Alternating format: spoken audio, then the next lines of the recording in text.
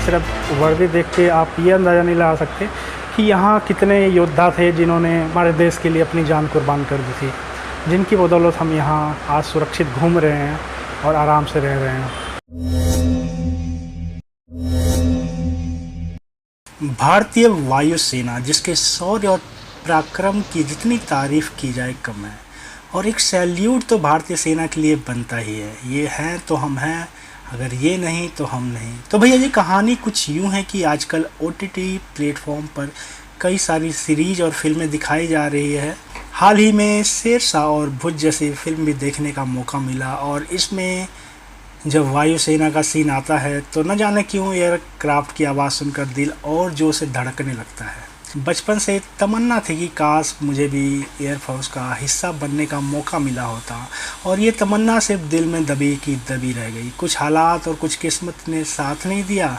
आज भी जब फाइटर प्लेन आसमान से गुजरता है तो मन करता है काश करीब से देख लिया जाए, और आज करीब से देखने वाला सपना थोड़ा पूरा होने वाला है। तो देर किस बात की, चलते हैं लोकेशन पर, फिर करते हैं बात।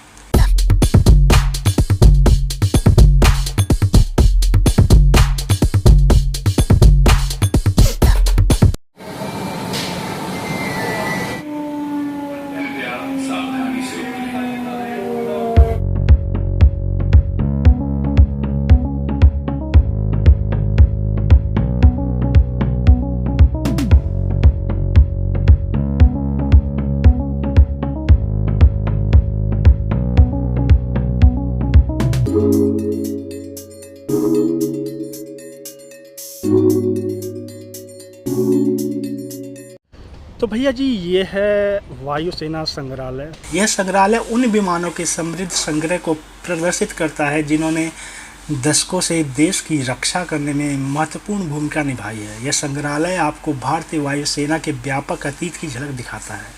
भारतीय वायुसेना के ये दो बेहतरीन हेलीकॉप्टर जो आजकल म्यूजियम की शोभा बढ़ा रहे हैं, कहने को ये पुराने हो चुके हैं लेकिन इन्होंने दशकों देश की सेवा करी है और आज भी इस गैलरी में अपना एक खास हिस्सा रखते हैं। दर्शक आज भी इन्हें देखकर बहुत खुश होते हैं।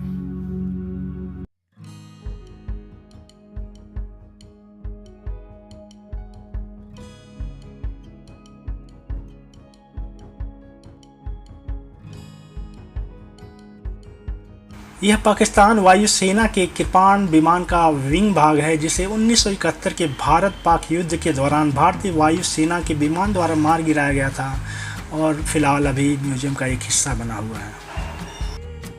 इसके साथ ही आप ये गाड़ियाँ और ये जो तोप देख रहे हैं ये भी उसी दौरान यहाँ लाया गया था। यहाँ से थोड़ा बाईं ओर चलते हैं तो आपको एक म्यूजियम की गैलरी नज़र आएगी जहाँ आपको बहुत कुछ देखने को मिल जाएगा।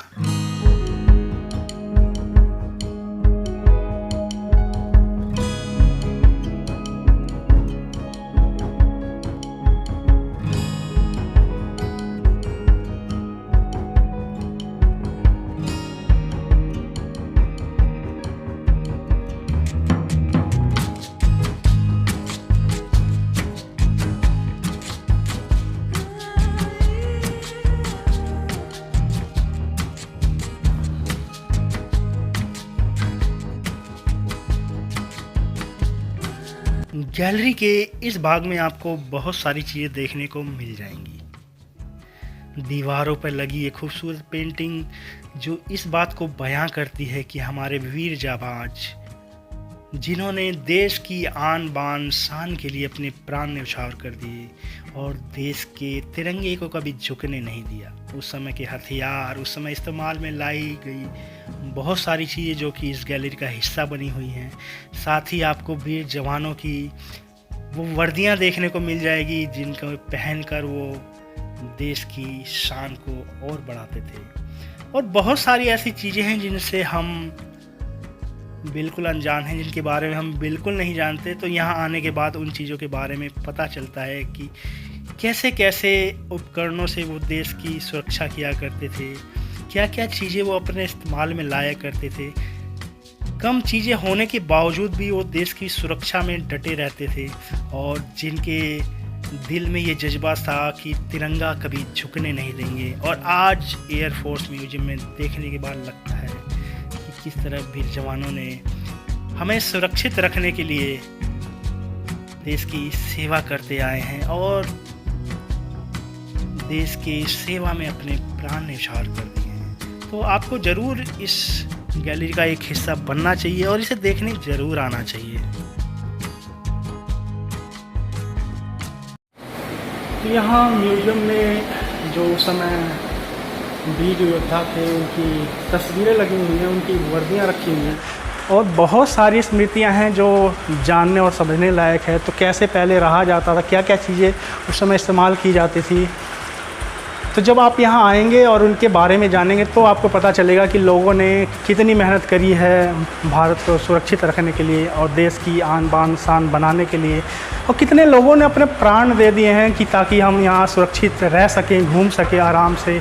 जो आज हमें सुविधाएं मिल रही हैं, जो हर जगह आज़ादी मिल रही है, तो इन्हीं लोगों की बदौलत है जो कि हम आराम से रह रहे हैं। तो हमारा भी फ़र्ज़ बनता है कि इनके बारे में जानें कि वो कौन थे, कैसे रहते थे, क्या क्या उपलब्धियां उन्होंने हासिल करी, कैसे उन्होंने अपने देश को सुरक्षित रखा।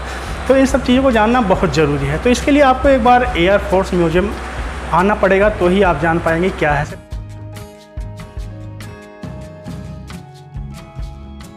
संग्रहालय का सबसे बड़ा आकर्षण का केंद्र ये स्थान है जहाँ पर आपको 2 बड़े विमान देखने को मिल जाएंगे। ये वो विमान हैं जिन्होंने सेकेंड वर्ल्ड वार में अपनी विशेष भूमिका निभाई थी और उस दौरान इनका व्यापक रूप से इस्तेमाल किया गया था, जो आज म्यूज़ियम की शोभा बढ़ा रहे हैं।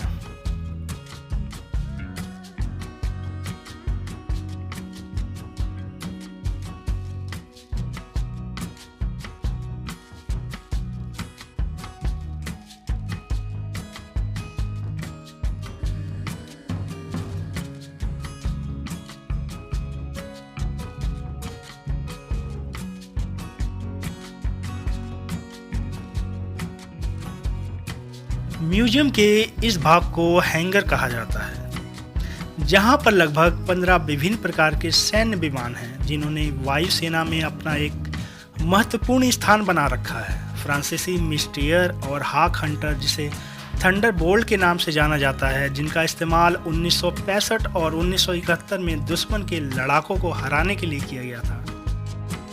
तो जैसा कि मेरे पीछे आपको ये प्लेन दिखाई दे रहा है, ये MiG-21 है। इसके पीछे अगर उस तरफ जाते हैं तो वो कोने में जो दिखाई दे रहा है वो सुखोई है।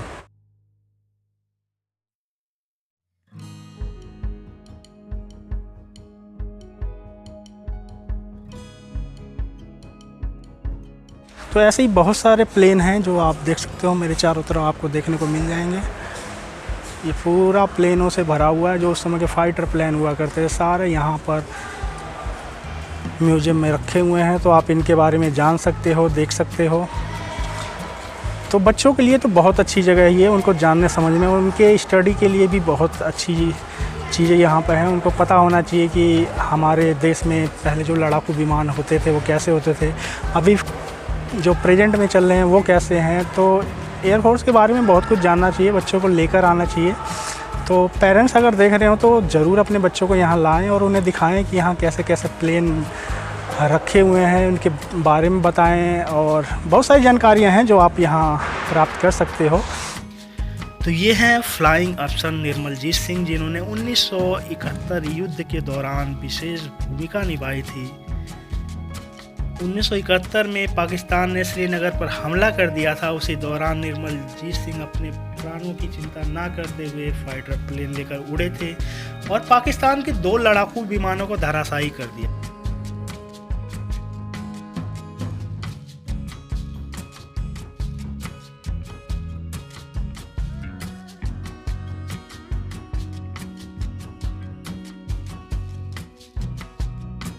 तो यहाँ जितने भी विमान हैं सबके साथ कोई ना कोई हिस्ट्री जरूर जुड़ी हुई है। अगर आप विमान या उसकी हिस्ट्री के बारे में जानना चाहते हैं तो सभी विमानों के आगे एक बोर्ड लगाया गया है और उसके बारे में पूरा लिखा गया है। तो आप जब भी यहाँ देखने आए तो उस बोर्ड को ज़रूर पढ़ें और उसके बारे में पूरी जानकारी हासिल कर सकते हैं।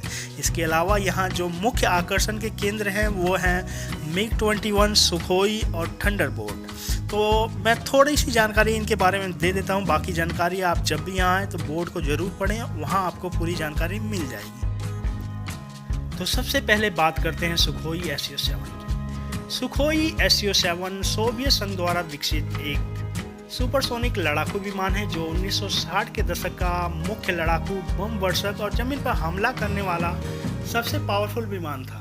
यह अपनी सादगी में बेशक उबड़ खाबड़ था, लेकिन कम दूरी के मिशन के लिए बहुत ही पावरफुल था। इसके बाद अगर बात करें MiG-21 की, तो MiG-21 भी एक सुपरसोनिक जेट लड़ाकू और इंटरसेप्टर विमान है जिसे सोवियत संघ में मिकोयान गुरेविच डिजाइन ब्यूरो द्वारा डिजाइन किया गया था। 4 महाद्वीपों के लगभग 60 देशों में MiG-21 उड़ाया जा चुका है और यह अपनी पहली उड़ान के 6 दशक बाद भी कई देशों की सेवा करता है। ये कोरियाई युद्ध के बाद से सबसे ज़्यादा अधिक उत्पादित लड़ाकू विमान है और भारतीय वायुसेना में अपना एक विशेष स्थान रखता है।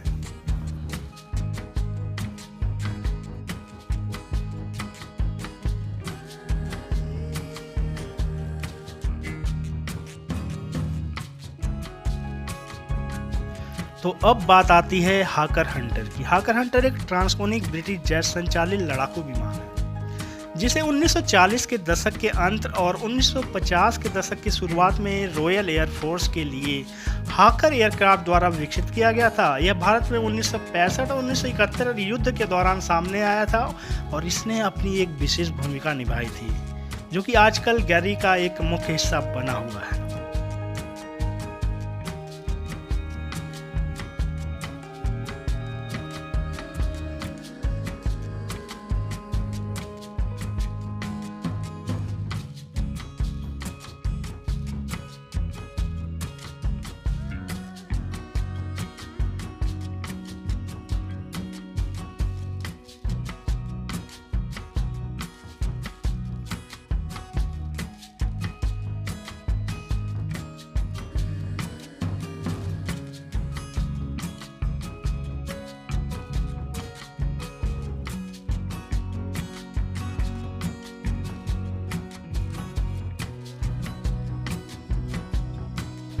वो जो सामने विमान दिखाई दे रहा है, ये पाकिस्तान का विमान है जिसे हम भारत पाक युद्ध के दौरान जीत कर ले आए थे। और ठीक वो कोने में जो आपको विमान दिखाई दे रहे हैं, एक सुखोई है और एक MiG-21।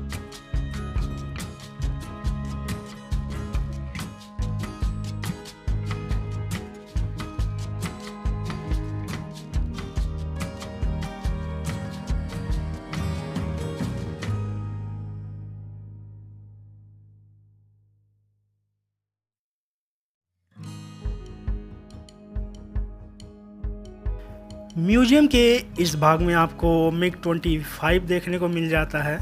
इसके साथ ही आपको इंडियन एयरफोर्स की एयरबस देखने को मिलती है जिसमें सैनिक और सामान को एक स्थान से दूसरे स्थान पर ले जाया जाता था।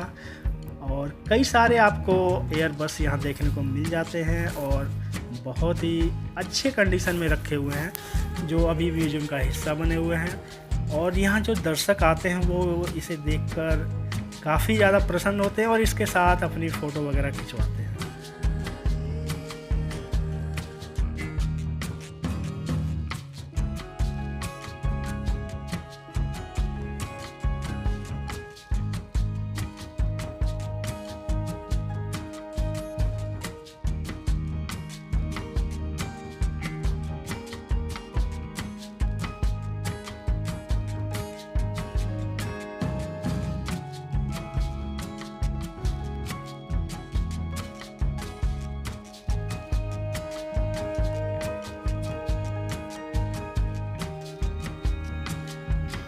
इस यात्रा के दौरान अगर आप थक जाते हैं तो यहाँ पर एक छोटी सी कैंटीन है जो बहुत ही ज़्यादा खूबसूरत है और बहुत ही हाइजीनिक है। तो यहाँ आपको स्नैक्स वगैरह, कोल्ड ड्रिंक, कॉफ़ी, चाय वगैरह मिल जाती है। आप एसी में बैठकर चाय का आनंद ले सकते हैं।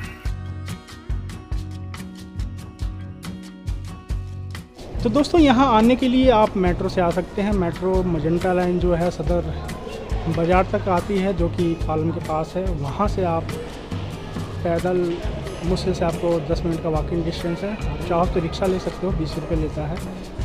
और यहाँ पे आने के लिए आपको एक आईडी प्रूफ चाहिए होगी ना, आईडी प्रूफ को आपको अंदर नहीं आने देंगे। साथ ही अगर यहाँ आते हैं तो 20 रुपये की आपकी टिकट लगती है जिसमें आप पूरा आराम से घूम सकते हैं। और खाने के लिए यहाँ कैंटीन बना हुआ है, लेकिन कैंटीन में जो भी आप खाएंगे उसको अलग से पे करना पड़ेगा। पानी होने की, शौचालय की अच्छी सुविधा है और सेफ्टी भी है, तो बच्चों को ला सकते हैं, आप खुद आ सकते हो, दोस्तों के साथ आ सकते हो। 1-2 घंटे का टाइम लगता है घूमने में, लेकिन काफ़ी अच्छी जगह है, काफ़ी कुछ समझने लायक है, काफ़ी कुछ सीखने लायक है। तो बहुत सारी जानकारियाँ यहाँ आपको मिल जाएंगी।